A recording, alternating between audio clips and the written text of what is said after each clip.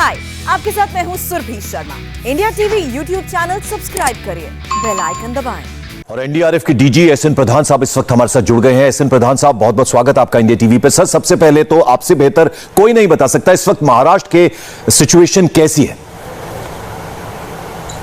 देखिए, महाराष्ट्र में अतिवृष्टि हुई है पिछले दिनों और उसका जो परिणाम है वो सामने है और आप जो विजुअल्स भी दिखा रहे हैं, पानी कई जिलों में करीब 10 से 12 जिले प्रभावित हैं। स्पेशली जो साउथ कोस्टल जिले हैं वो सभी प्रभावित हैं और उसका असर ये है कि लोगों का जनजीवन अस्त व्यस्त हो चुका है और लोगों को बचाव और राहत की जरूरत है। और उसी कार्य में लगभग 34 टीमें एनडीआरएफ की लगी हुई हैं और अभी तक जो परिस्थिति है, ऐसा कहा जा सकता है कि आगे भी कई दिनों तक उन्हें लगे रहने की जरूरत होगी।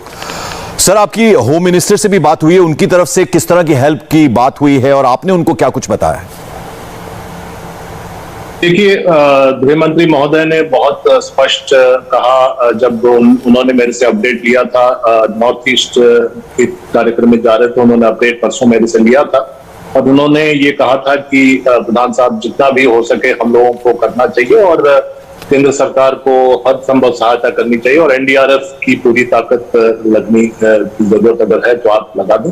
तो वही हम लोग उस पर अमल कर रहे हैं और पहले भी हम लोगों ने तैयारी पूरी की हुई थी और हम लोगों ने टीमों को तैयार रखा था। दूसरे राज्यों से भी टीमों को मंगाया गया है। मैं आपको बता दूं कि 16 टीमें जो है एयरलिफ्ट करके लाई गई हैं और वो भी अभी काम कर रही हैं और जरूरत पड़ेगी तो और टीमों को भी लगाएं। प्रधान साहब, आपने ये भी बताया था कि जो मेन वजह रही, यानी 100 से ऊपर डेथ टोल गया और वो लैंडस्लाइड्स, यानी 4 लैंडस्लाइड्स जो सातारा में हुए और महाड़ में हुए, वो एक बड़ी वजह रहे। बिल्कुल, लैंडस्लाइड एक बड़ी घातक प्राकृतिक आपदा होती है और जो महाड़ में जो लैंडस्लाइड हुआ है तलैया गांव में, वो एक वर्चुअली आप कह सकते हैं कि पहाड़ का एक पूरा हिस्सा 34 से 35 घरों के गांव पर पूरी तरह से गिर गया और अभी भी जो बॉडीज मिली हैं वो सतह पर तो मिली हैं। 47 बॉडीज अभी निकाली जा चुकी हैं, लेकिन अभी भी 30 से ज्यादा बॉडीज के होने की संभावना से इनकार नहीं किया जा सकता। और जैसा कि मैं कह रहा था, पूरे घर दबे हुए हैं, घरों का भी नामो निशान नहीं है और इसलिए 10 से 15 फीट गहराई में बॉडीज मिल रही हैं और लगातार एनडीआरएफ की टीमें वहां लगी हुई हैं। और उसी तरह से अब 4 और मतलब टोटल 5 छोटी बड़ी लैंडस्लाइड्स का रिपोर्ट है और इस पर सभी स्पॉट्स पर एनडीआरएफ की टीमें लगी हुई हैं। लेकिन जाहिर सी बात है कि इन लैंडस्लाइड्स की वजह से जो मृतकों की संख्या है उसमें बहुत ज्यादा बढ़ोतरी हुई है। प्रधान सर, अभी बारिश आज लगभग रुकी हुई नजर आ रही है, लेकिन जैसा कि आप बता रहे हैं कि चूंकि पानी इतना ज्यादा जमा हो चुका है, तो ऐसे में दिक्कतें किस तरह की पेश आ रही हैं आपको? क्या बारिश रुकने का थोड़ा फायदा होगा? बारिश रुकने का निश्चित फायदा है। बारिश जब हो रही थी, कल तक बारिश हो रही थी, छिटपुट बारिश हो रही थी, उसमें काफी समस्या होती है। मैं आपको एक छोटी सी बात बता दूं, लेकिन एक रेस्क्यूअर के लिए बहुत बड़ी बात है। ये लोग अपना फुटवेयर पहन के चलते हैं, लेकिन फुटवेयर के अंदर से भी पानी घुस जाता है और पैर जो है एक तरह से सड़ने की कगार पर आ जाता है। लेकिन क्योंकि उनको अपनी ड्यूटी निभानी है, वो बिना हिचक के ड्यूटी निभाते हैं और हम लोग ऑइंटमेंट लगाते रहते हैं, उनके पैरों में ऑइंटमेंट देते हैं। लेकिन ये एक छोटी सी समस्या है, लेकिन बहुत बड़ी समस्या हो सकती है एक रेस्क्यूअर के लिए। तो इसलिए मैं समझता हूं कि बारिश रुकने से और पानी का जवाब घटने से जो फायदा होता है वो निश्चित रूप से होगा। और बोट्स का इस्तेमाल तो अभी भी लगातार हो रहा है, लेकिन कहीं कहीं पर बोट्स को छोड़कर भी अब पैदल, पानी में ही सही लेकिन पैदल रेस्क्यूअर्स काम कर रहे हैं। और जैसा कि मैंने बताया, ये काम बदस्तूर जारी रहेगा जब तक पूरी नॉर्मलसी नहीं हो जाती और राज्य सरकार की तरफ से या डिस्ट्रिक्ट एडमिनिस्ट्रेशन की तरफ से ये कहा जाता है कि कॉन्फिडेंटली कि एनडीआरएफ की अब जरूरत नहीं है।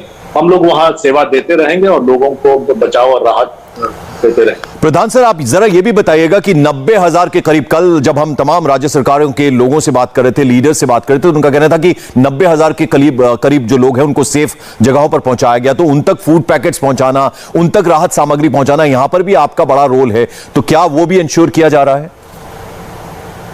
देखिए, एनडीआरएफ एक फोर्स ऑफ असिस्टेंस के तरह जाता है, और फोर्स ऑफ असिस्टेंस किसके लिए? स्टेट के लिए, स्टेट गवर्नमेंट के लिए। जो डिजास्टर रिस्पांस का जो पहला कर्तव्य है वो स्टेट गवर्नमेंट का होता है, लेकिन एक फेडरल एजेंसी के नाते और सहायता करने की एजेंसी के नाते हम लोग पूरी तरह से अपने आप को झोंक देते हैं। और हम लोगों ने ये फॉर्मूला बनाया है आपस में कि नेवर से नो, क्योंकि लोगों को राहत पहुंचाना है, उनको नॉर्मलसी जितनी जल्दी हम लोग दिला सकते हैं उतना जल्दी हमारा काम भी सक्सेसफुली कहा जा सकता है कि समाप्त होता है। तो इसलिए हम लोग किसी ड्यूटी से हम लोग इनकार नॉर्मली नहीं करते हैं अनलेस हमको कोई और बड़ी ड्यूटी में जाना हो।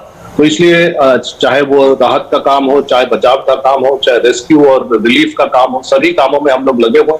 आपने कहा कि 90,000, अब तो 1.25 लाख से ज्यादा लोगों को हम लोग इवैक्यूएट कर चुके हैं, और लगातार रिलीफ का भी काम हो रहा है, रेस्क्यू का भी काम हो रहा है, और जहां तक यहाँ तक कि मेडिसिन पहुंचाने का काम या छोटा मोटा जो मेडिकल कैंप में सहायता देने का काम, ये सभी कार्य लगातार कंटिन्यूअसली जारी हैं। और जैसा कि मैंने कहा कि हो सकता है अभी कई दिनों तक ही जारी रहे। प्रधान से जब इस तरह की मुश्किल आती है तो आपके जो तमाम जवान हैं वो कितने वेल इक्विप्ड हैं? मतलब एनडीआरएफ की तरफ से किस तरह की उनको इक्विपमेंट्स दिए जाते हैं? और आपने जैसा कि बताया नंगे पांव तक रहने से उनके पांव में भी प्रॉब्लम हो जाती है, तो कैसे आप उन जवानों तक ये तमाम इक्विपमेंट्स पहुंचाते हैं और क्या क्या चीजें हैं आपके पास?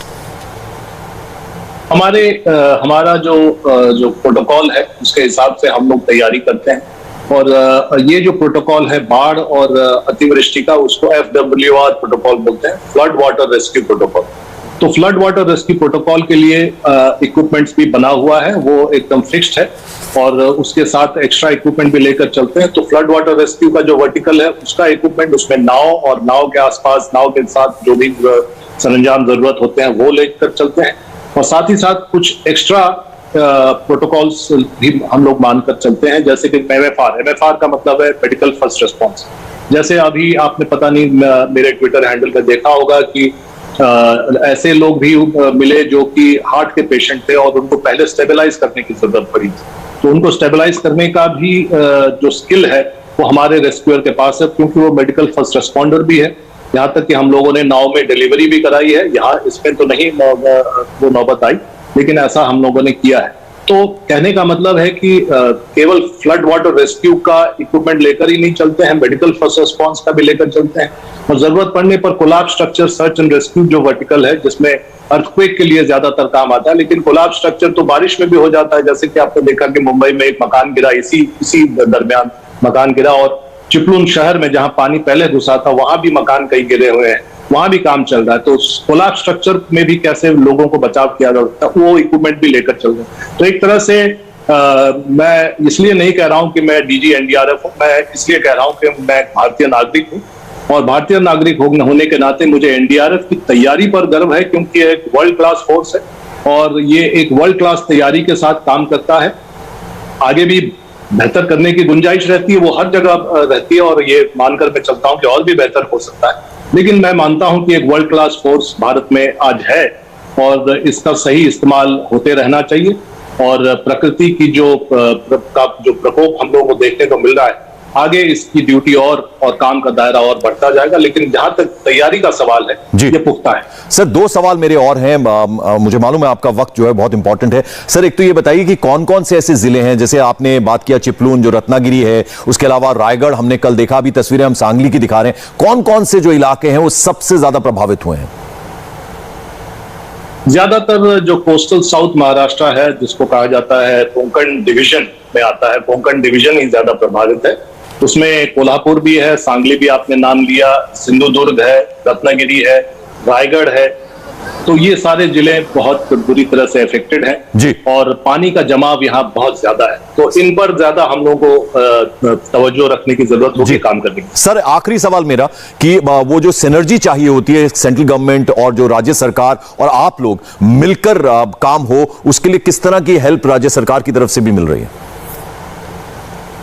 देखिए, राज्य सरकार अब काफी प्रोएक्टिव हो गई है, और जो हम लोगों ने सिचुएशन देखा उसमें अब सबको समझ में आ रहा है कि सबको मिलकर काम करना है। आपने देखा होगा कि आर्मी, नेवी, एयरफोर्स के लोग भी काम कर रहे हैं। एयरफोर्स की बदौलत मैं उनको व्यक्तिगत रूप से धन्यवाद देना चाहूंगा, खासकर क्योंकि एयरफोर्स की बदौलत हमारी टीमों को भी सही समय पर लाया जा सका। तो ये सारा एक टीम वर्क है और स्टेट गवर्नमेंट, सेंट्रल गवर्नमेंट, ऐसी ये सारी चीजें कोई मायने नहीं रखती है। टीम इंडिया के रूप में हम लोगों को काम करना है। प्रधान सर, आपके जवान और आप, हमारा सैल्यूट है आप लोगों को, क्योंकि इतने मुश्किल वक्त में आप ही सहारा हैं और आपकी वजह से जो है वो इतनी बड़ी तबाही जो हुई है वो कहीं ना कहीं लोग जो हैं आपकी वजह से सुरक्षित होंगे और सुरक्षित हो रहे हैं। बहुत बहुत शुक्रिया इंडिया टीवी के लिए वक्त निकालने के लिए आपका। धन्यवाद। और महाराष्ट्र में बारिश से तबाही से जुड़ी एक एक तस्वीर, एक एक अपडेट आप तक हम पहुंचाते रहेंगे। लेकिन आज गृहमंत्री अमित शाह कहां थे? आर्मी के जवानों के साथ लंच कर हौसला बढ़ाने पहुंचे थे, ये आपको बताएंगे ब्रेक के बाद।